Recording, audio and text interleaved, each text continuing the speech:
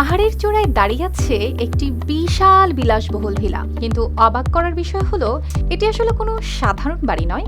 এটি একসময় আকাশে ওড়া একটি বোয়িং 737 বিমান, যে বিমান শত শত যাত্রী নিয়ে ছুটে যেত এক দেশ থেকে আরেক দেশে। সেই বিমানই এখন বদলে গেছে সমুদ্র পাড়ের অভিজাত রিসোর্টে। ভেতরে রয়েছে সুইমিং পুল, আধুনিক বেডরুম, কাঁচ ঘেরা লাউঞ্জ আর চোখ জুড়ানো সমুদ্রের দৃশ্য। পুরনো ও বাতিল হয়ে যাওয়া একটি বিমানকে ঘিরে এমন অবিশ্বাস্য রূপান্তর এখন তাক লাগাচ্ছে পুরো বিশ্বকে।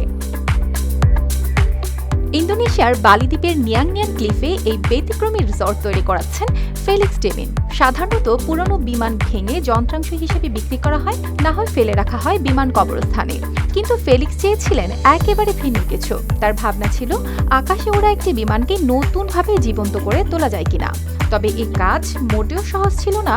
বিশাল বোয়িং বিমানটিকে প্রথমে টুকরো টুকরো করে খুলে ফেলা হয়, ডানা, লেজ, ভেতরের কাঠামো সব আলাদা করা হয় সতর্কভাবে। এরপর সেগুলো বড় বড় ট্রাকে তুলে পাহাড়ি রাস্তা পেরিয়ে নিয়ে যাওয়া হয় ক্লিফের উপরে। পরে আবার ধাপে ধাপে জোড়া লাগানো হয় পুরো বিমানটি। পুরো কাজটি ছিল সময় সাপেক্ষ ও অত্যন্ত ঝুঁকিপূর্ণ।